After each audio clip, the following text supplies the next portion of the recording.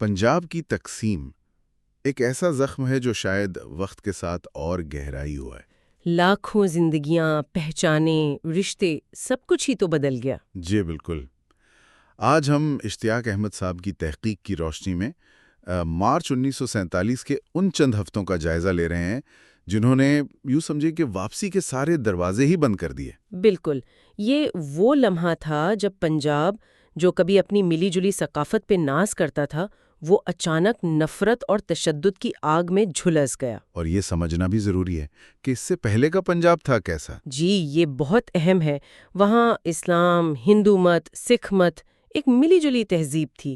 صوفیانہ روایات، بھکتی تحریک، سب کا اثر تھا۔ لیکن پھر سیاست، خاص طور پر 40 کی دہائی میں، ہاں، وہ قوتیں سامنے آئیں جنہوں نے اس کیا کہتے ہیں سماجی تانے بانے کو توڑنا شروع کر دیا۔ آج کی گفتگو کا مقصد صرف واقعات گنوانا نہیں ہے، صحیح، بلکہ ان کے پیچھے جو اسباب تھے، محرکات تھے، اور سب سے بڑھ کر وہ جو انسانی تجربات تھے ان کو سمجھنا ہے۔ تو آئیے اس پیچیدہ اور دردناک کہانی کی تہوں کو کھولتے ہیں۔ شروعات کرتے ہیں 1946 کے الیکشن سے۔ اس نے پنجاب کے مستقبل پر ایک سوالیہ نشان لگا دیا تھا۔ جی، مسلم لیگ نے مسلمانوں کی نشستوں پر تو زبردست کامیابی حاصل کی، لیکن اکثریت نہیں ملی۔ ہاں، سادہ اکثریت نہیں ملی۔ تو ہوا یہ کہ مسلم لیگ کو اقتدار سے باہر رکھنے کے لیے پرانی یونینسٹ پارٹی، جو زمینداروں کی جماعت تھی، بالکل، اور ماضی میں ایک طرح سے اتحاد کی علامت بھی سمجھی جاتی تھی، اس نے کانگریس اور اکالی دل یعنی سکھوں کی جماعت، ان کے ساتھ مل کر سر خضر حیات توانا کی قیادت میں ایک مخلوط حکومت بنا لی۔ اور ظاہر ہے یہ مسلم لیگ کے لیے قابل قبول نہیں تھا۔ وہ تو پنجاب کو پاکستان کا سنگ بنیاد سمجھتے تھے۔ بالکل، اور یہ حکومت خیر زیادہ دیر چل بھی نہیں سکی۔ جنوری 1947 میں حالات ایک نئے موڑ پر آ گئے۔ وہ پابندی والا معاملہ۔ جی، 24 جنوری کو خضر حکومت نے مسلم لیگ نیشنل گارڈز اور RSS دونوں پر پابندی لگا دی۔ اس کا رد عمل تو پھر شدید ہوا ہوگا۔ بہت شدید۔ مسلم لیگ نے اسے اپنے خلاف براہ راست حملہ سمجھا اور پورے صوبے میں سول نافرمانی شروع کر دی۔ اور یہ صرف کارکنوں کی تحریک نہیں تھی، عوام شامل تھے۔ جی، عوام کی بڑی تعداد شامل تھی۔ مسلم لیگ کے بڑے بڑے لیڈر ممدوٹ، نون، دولتانہ، شوکت حیات، یہاں تک کہ بیگم شاہنواز جیسی خواتین رہنما بھی گرفتار ہو گئیں۔ آپ نے خواتین کا ذکر کیا۔ اشتیاق احمد کی تحقیق میں یہ بات بہت نمایاں ہے کہ خواتین، خاص طور پر طالبات، وہ بہت پیش تھیں۔ جی ہاں، بالکل۔ لاہور میں گورنمنٹ ہاؤس پر مسلم لیگ کا جھنڈا لہرانے کی کوشش بھی ہوئی۔ اچھا، تو یہ صرف سیاسی احتجاج نہیں تھا، اس میں مذہبی رنگ بھی غالب تھا۔ نعرے وغیرہ؟ ہاں، اللہ اکبر، پاکستان کا مطلب کیا، لا الہ الا اللہ، یہ نعرے عام تھے۔ کئی جگہ پیروں نے، گدی نشینوں نے بھی حمایت کی، اپنے مریدوں کو متحرک کیا۔ اور حکومت کا رد عمل؟ سختی؟ حکومت نے سختی سے نمٹنے کی کوشش کی۔ پابندیاں، گرفتاریاں، لاٹھی چارج، آنسو گیس، یہ سب ہوا۔ شملہ، جہلم، امرتسر، امبالہ میں پولیس فائرنگ سے کچھ ہلاکتیں بھی ہوئیں۔ لیکن یہ دباؤ کام کر گیا۔ فروری کے آخر تک حکومت کو پیچھے ہٹنا پڑا۔ جی نا، 26 فروری کو لیڈر رہا ہو گئے اور 28 فروری کو نیشنل گارڈ سے پابندی بھی ہٹ گئی۔ لیکن لیگ نے تحریک ختم نہیں کی۔ اچھا، ان کا موقف تھا کہ جب تک سارے مطالبات نہیں مانے جاتے، احتجاج جاری رہے گا۔ اور اسی دوران وہ بڑا اعلان ہوا لندن سے، 20 فروری 1947، اٹلی کا اعلان کہ برطانیہ جون 1948 تک ہندوستان چھوڑ دے گا۔ ہاں، اس اعلان نے تو جیسے پورے ہندوستان، خاص طور پر پنجاب کی سیاست میں بھونچال پیدا کر دیا۔ فوری اثر کیا ہوا پنجاب پر؟ فوری اور سب سے ڈرامیٹک اثر یہ تھا کہ 2 مارچ 1947 کو وزیر اعلیٰ سر خضر حیات توانا نے استعفیٰ دے دیا۔ اچھا، کیوں؟ ان کا کہنا تھا کہ بھئی اب جب اقتدار کی منتقلی کا فیصلہ ہو ہی گیا ہے تو یہ معاملہ آل انڈیا سطح پر طے ہوگا۔ پنجاب میں میری مخلوط حکومت کا جواز نہیں رہا۔ لیکن اس استعفے نے ایک خلا پیدا کر دیا، ایک بحران۔ جی، ایک گہرا بحران۔ مسلم لیگ نے اسے اپنی فتح قرار دیا اور اگلے دن یعنی 3 مارچ کو یوم فتح منانے کا اعلان کر دیا۔ اور یہی 3 مارچ، جو مسلم لیگ کے لیے جشن کا دن تھا، پنجاب کے لیے تشدد کے ایک نہ ختم ہونے والے سلسلے کا آغاز بن گیا۔ لاہور میں اسمبلی کے باہر کیا ہوا اس دن؟ وہ ایک انتہائی نازک لمحہ تھا۔ اسمبلی کے باہر سکھ رہنما ماسٹر تارا سنگھ، انہوں نے اپنی کرپان لہرائی، جو سکھوں کا مذہبی نشان ہے، جی، اور چیخ کر نعرہ لگایا، پاکستان مرد آباد اور کہا کہ پاکستان کی اینٹ سے اینٹ بجا دیں گے۔ یہ عمل بس سمجھیں کہ پہلے سے بارود کا ڈھیر تھا، اس پر چنگاری گر گئی۔ فوری رد عمل کیا تھا وہاں؟ وہاں موجود مسلم لیگ کے حامی وہ ظاہر ہے مشتعل ہو گئے، جوابی نعرے بازی شروع ہو گئی، کشیدگی ایک دم بڑھ گئی۔ اور اسی شام پھر وہ جلسہ بھی ہوا؟ ہاں، کپور تھلہ ہاؤس میں ہندوؤں اور سکھوں کا جلسہ۔ اس میں ماسٹر تارا سنگھ، گیانی کرتار سنگھ اور کانگریس کے کرشن گوپال دت انہوں نے بہت ہی بھڑکاؤ تقریریں کی۔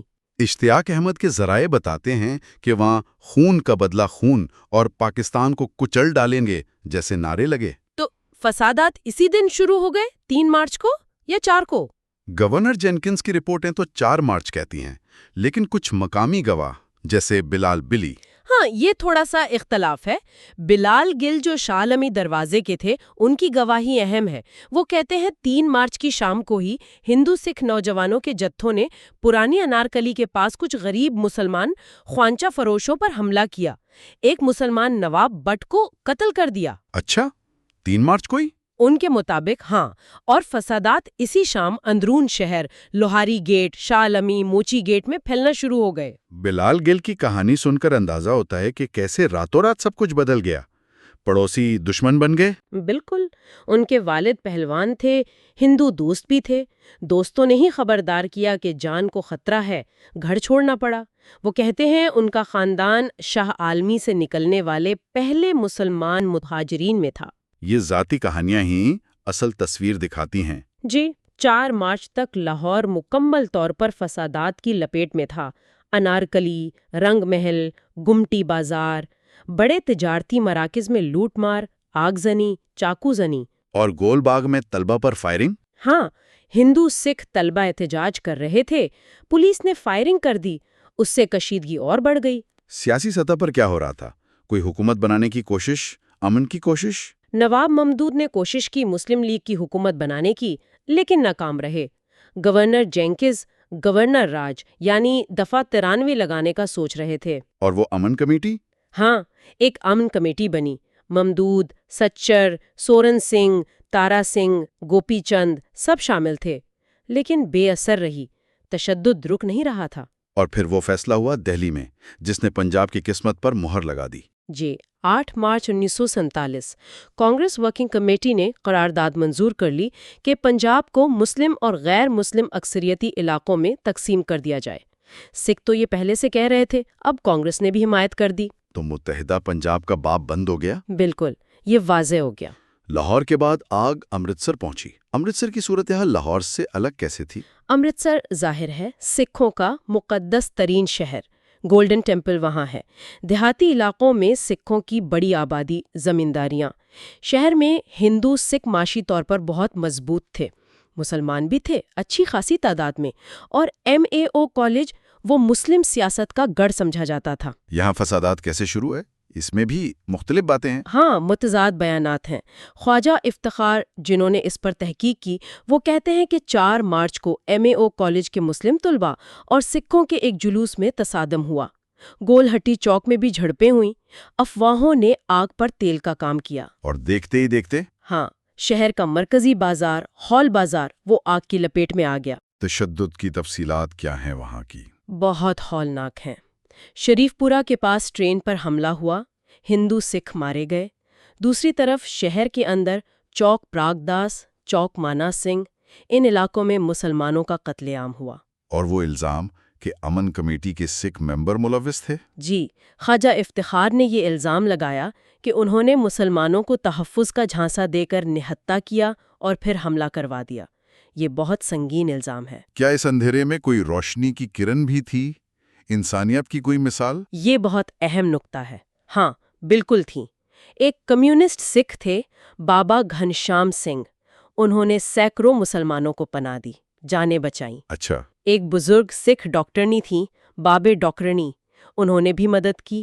ہندو ڈاکٹر بھائی تھے پرشوتم دت نارائن داس، انہوں نے اپنے ہسپتال میں مسلمان مریضوں کو ہجوم سے بچایا۔ اور دوسری طرف سے؟ دوسری طرف MAO کالج کے پرنسپل تھے ڈاکٹر انوار سعید، انہوں نے کئی سکھ لڑکیوں کو مسلمان حملہ آوروں سے بچایا اور تارا سنگھ کے قتل کی ایک سازش بھی ناکام بنائی۔ اور دلچسپ بات یہ ہے کہ خود SGPC سکھوں کی جو تنظیم ہے ان کی رپورٹ میں بھی ذکر ہے کہ سکھوں نے مسلمان خواتین سے اچھا سلوک کیا۔ تو تصویر بالکل یک رنگی نہیں ہے، عینی شاہدین کے بیانات بھی مختلف ہوں گے۔ یقیناً پروفیسر VN دتا وہ لاہور سے امرتسر گئے، انہوں نے تباہی کا نقشہ کھینچا ہے۔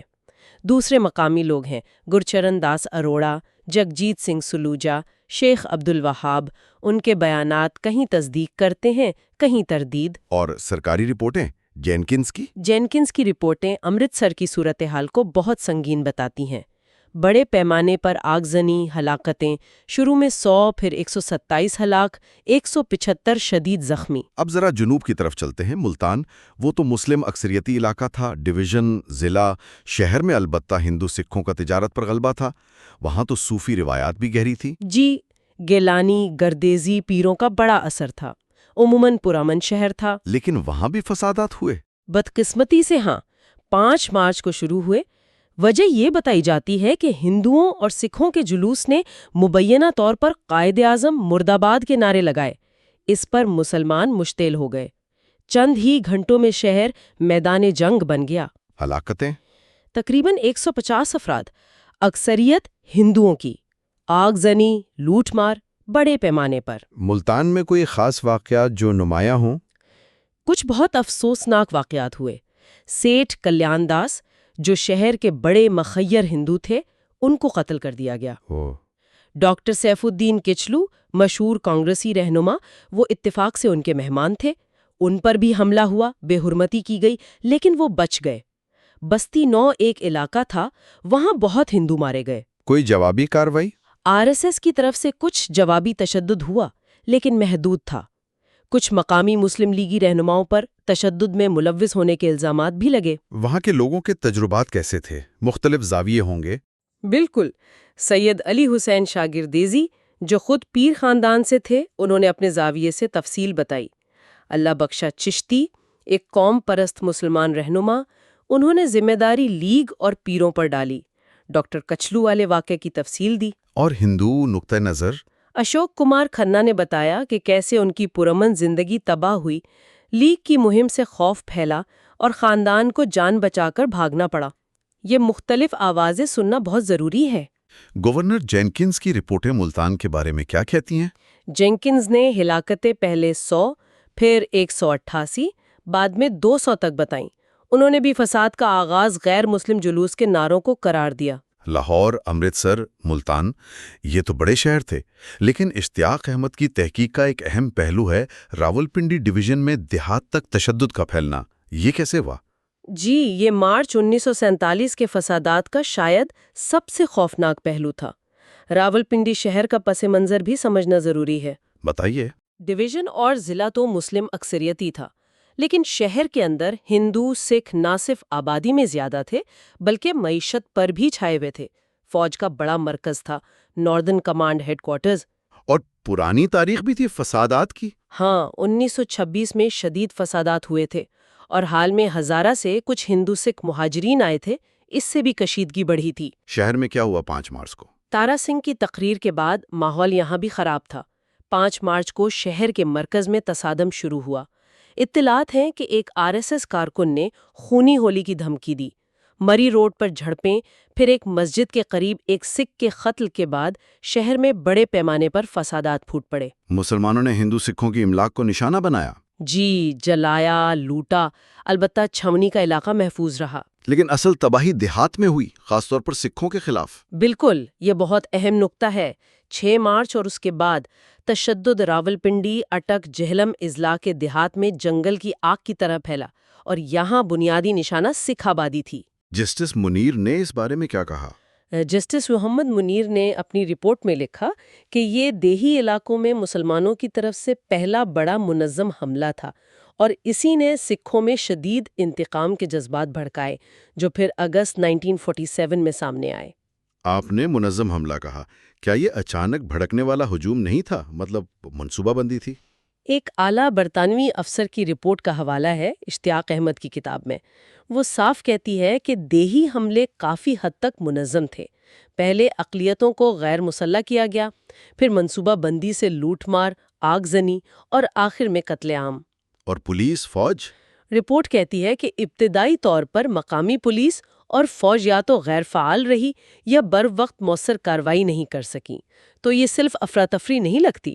کون دیہات میں خاص طور پر شدید واقعات ہوئے؟ کئی دیہات کا ذکر ہے۔ کہوٹا کے بارے میں کولنز اور لیپیئر نے فریڈم ایٹ مڈنائٹ میں لکھا ہے، ہجوم کا حملہ، گھروں کو آگ لگانا، لوگوں کو زندہ جلانا۔ اللہ۔ پھر تھمالی یا دھمالی گاؤں ہے، اس کی کہانی تو رونگٹے کھڑے کر دیتی ہے۔ حوصلہ اور طالب کی رپورٹوں میں بھی ذکر ہے۔ کوئی زندہ بچا وہاں سے؟ جی، رنجیت سنگھ بھسین، وہ نوجوان تھے۔ انہوں نے اپنی آبیتی میں جو بتایا ہے وہ ناقابل یقین حد تک لرزہ خیز ہے۔ کیا بتایا انہوں نے؟ کہ کیسے ہزاروں کے مسلح ہجوم نے گردوارے کا محاصرہ کیا، سکھوں کو باہر نکالا، زبردستی مارچ کرایا اور راستے میں کلہاڑیوں تلواروں سے قتل عام شروع کر دیا۔ اور وہ کیسے بچے؟ وہ خود شدید زخمی حالت میں لاشوں کے ڈھیر میں چھپ گئے۔ بعد میں فوج نے انہیں اور کچھ اور لوگوں کو نکالا۔ انہوں نے یہ بھی بتایا کہ حملہ آور ان سے زبردستی اللہ اللہ کا نعرہ لگوا رہے تھے، شاید مذہب تبدیلی کی کوشش تھی۔ ناقابل تصور۔ اور چھوا خالصہ، وہ تو سکھوں کا گڑھ تھا۔ جی، راولپنڈی میں سکھوں کا اہم مضبوط گاؤں تھا۔ یہاں آس پاس کے مسلمان دیہاتیوں نے حملہ کیا، کچھ سابق فوجی بھی شامل تھے۔ وہاں کیا ہوا؟ گاؤں کے ہیڈ ماسٹر تھے ٹھاکر داس پوری، ان کی بے حرمتی کی گئی، حالانکہ ایک مقامی مسلمان استاد شیر زمان نے ان کی جان بچائی۔ اچھا۔ اور یہاں ایک اور بڑا المیہ یہ ہوا کہ بہت سے سکھوں نے جب دیکھا کہ بچاؤ کا کوئی راستہ نہیں اور مذہب تبدیل کرنے پر مجبور کیا جا رہا ہے، تو انہوں نے مبینہ طور پر اپنی عزت بچانے کے لیے اپنے خاندان کی خواتین اور بچوں کو خود ہی قتل کر دیا۔ یا خدا! یہاں تقریباً 150 سکھ مارے گئے۔ کیا اس واقعے کا کوئی مقامی مسلمان گواہ بھی ہے جس نے بعد میں بات کی ہو؟ ہاں، راجہ محمد ریاض، وہ اس وقت لڑکے تھے، اسی علاقے کے تھے۔ انہوں نے بعد میں گواہی دی، سکھوں کی ہلاکتوں کا اعتراف کیا، لیکن یہ بھی بتایا کہ بعد میں جب گورکھا فوجی آئے تو انہوں نے ان کے دادا اور چاچا کو بھی مار دیا۔ انہیں اس بات پر شدید ندامت تھی کہ ان کے اپنے استاد ٹھاکر داس پوری کی ان کے گاؤں میں بے حرمتی ہوئی۔ چکبیلی خان، پریال، وہاں بھی ایسے ہی واقعات؟ جی، وہاں بھی منظم حملوں کی اطلاعات ہیں۔ مقامی افراد سابق فوجی ملوث تھے، گردماروں پر گرینیڈ پھینکے گئے۔ بابو کرم سنگھ کی بیوی نے خود کو آگ لگا لی۔ کیا کسی نے بچایا بھی؟ ہاں، کچھ سکھوں کو مقامی مسلمانوں نے بچایا بھی، کچھ نے جان بچانے کے لیے مذہب تبدیل کیا۔ پیر آف گوڑا شریف پر بھی کچھ ذرائع الزام لگاتے ہیں پشت پناہی کا یا کم از کم مذمت نہ کرنے کا۔ شہروں میں بھی تو عینی شاہدین ہوں گے راولپنڈی کے۔ ہاں، پروفیسر محمد ایوب ملک کمیونسٹ دانشور تھے، انہوں نے اپنا تجزیہ دیا۔ شیخ محمد اسحاق نے اپنی آنکھوں سے سندر سنگھ حلوائی کو مسجد میں قتل ہوتے دیکھا۔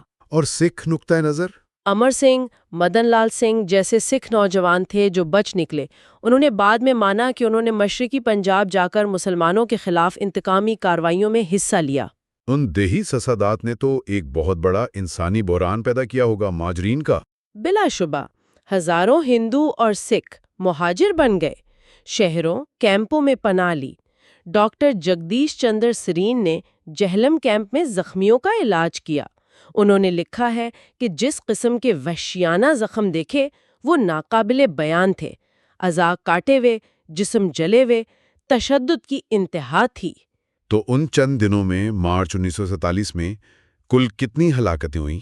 حتمی طور پر کچھ کہا جا سکتا ہے؟ اور اس سب کے بنیادی اسباب کیا تھے؟ حتمی اعداد و شمار بتانا بہت مشکل ہے۔ گورنر جینکنز کی رپورٹوں میں امرتسر، ملتان، راولپنڈی کے جو شروع کے اعداد و شمار ہیں وہ چند سو بنتے ہیں۔ لیکن یہ تو صرف رجسٹرڈ ہوں گے۔ بالکل، اور وہ بھی شروع کے دنوں کے۔ اصل تعداد یقیناً کہیں زیادہ تھی۔ جہاں تک پوری تقسیم پنجاب کی ہلاکتوں کا تعلق ہے، اندازے بہت مختلف ہیں۔ پینڈرل مون 2 لاکھ کہتے ہیں، جی ڈی کھوسلا 5 لاکھ، کچھ اندازے 10 لاکھ یا اس سے بھی زیادہ۔ تو مارچ کے فسادات ایک طرح سے پیش خیمہ تھے۔ جی، اس بڑی تباہی کا صرف ایک پیش خیمہ۔ اس اسباب کے بارے میں کیا نتیجہ نکالا گیا؟ وہ برٹشر افسر جس کا آپ نے ذکر کیا، اس افسر نے 3 بنیادی وجوہات بتائیں۔ ایک، سیاسی اور مذہبی جنونیت، مسلم لیگ کی مہم، تارا سنگھ کا رد عمل۔ ٹھیک۔ دوسرا معاشی عنصر، ہندو سکھ ساہوکاروں تاجروں کے خلاف مسلمانوں کی ناراضگی۔ اور تیسرا غنڈہ عنصر، جرائم پیشہ عناصر جنہوں نے افراتفری کا فائدہ اٹھایا۔ اور جسٹس منیر کا نقطہ؟ وہ بھی اہم ہے کہ راول پنڈی کے دیہی فسادات نے، جو مسلمانوں کی طرف سے پہلا بڑا حملہ تھا، سکھوں کے انتقامی منصوبوں کو متحرک کیا۔ تو کئی عوامل تھے۔ بالکل، وسیع تناظر میں دیکھیں تو اعتماد کا ٹوٹنا، افواہیں، خوف، اشرافیہ کی سیاست، ریاست کی ناکامی یا جانبداری، یہ سب عوامل مل کر اس المیے کا باعث بنے۔ اشتیاق احمد کسی ایک وجہ پر فوکس نہیں کرتے، بلکہ ان سب کے پیچیدہ تال میل کو دکھاتے ہیں۔ مارچ 1947 کے یہ واقعات پنجاب کی تاریخ پر ایک انمٹ نقش چھوڑ گئے۔ نہ صرف ہزاروں جانیں گئیں، بلکہ لاکھوں لوگوں کے درمیان نفرت اور بد اعتمادی کی ایسی دیوار کھڑی ہو گئی جو شاید آج تک پوری طرح گری نہیں۔ بالکل، بین المذہب تعلقات کو ناقابل تلافی نقصان پہنچا۔ رنجیت سنگھ بھسین کی اپنے گاؤں کے ان مویشیوں کی یاد جنہیں وہ پیچھے چھوڑ آئے تھے، یا راجہ محمد ریاست کے اپنے ہی استاد کی بے حرمتی پر بہنے والے آنسو۔ یہ چھوٹی چھوٹی انسانی کہانیاں جی، یہ اس قومی المیے کی گہرائی بتاتی ہیں۔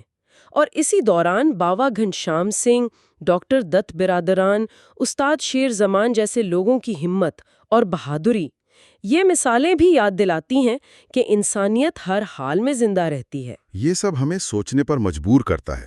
ایک سرزمین جہاں صدیاں ساتھ گزاری گئیں، ثقافت، رہن سہن اتنا مشترک تھا، وہاں اچانک اتنی شدت، اتنی وحشیانہ نفرت کیسے غالب آ گئی؟ یہ واقعات ہمیں سیاسی جوڑ توڑ، مذہبی نعروں اور شناخت کی سیاست کے ماحول میں سماجی ہم آہنگی کتنی نازک ہوتی ہے، اس بارے میں کیا سبق سکھاتے ہیں؟ یہ ایک ایسا سوال ہے جس پر غور کرنا شاید آج بھی اتنا ہی ضروری ہے جتنا 1947 میں تھا۔